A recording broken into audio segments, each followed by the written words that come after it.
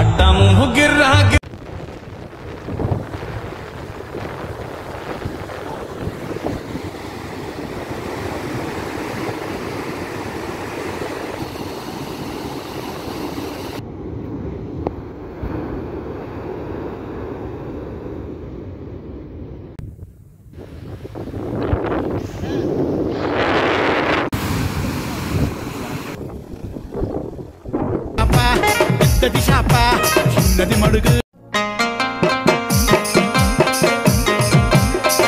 Bro పాత ఛానల్కి ఏమైందంటే ఆ పాత ఛానల్ డిలీట్ అయింది guys.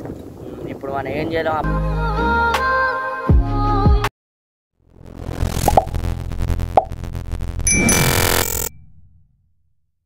Back to YouTube channel. This is కలిబాన్ బ్యాక్ టు వీడియో.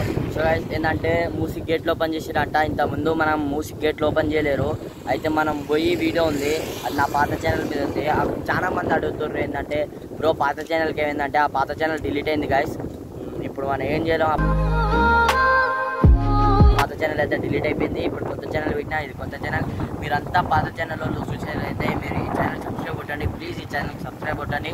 సో ఆ ఛానల్లో చూసుకున్నాక వీడియో ఉంటుంది మూసిపోయేది. సో అప్పుడు గేట్లు ఓపెన్ చేయలేవు, ఇప్పుడు గేట్లు ఓపెన్ ఉన్నాయి. సో మేము సూర్యాపేట పోతున్నాం మూవీ చూడడానికి. అట్నే మీకు ఇట్లా వెళ్ళిపోదామని ఆలోచించాం. సో సరే అని వెళ్ళిపోతున్నాం, ముగ్గురం పోతున్నాం. సో డైరెక్ట్ అడిగి పోయి కలుద్దాం.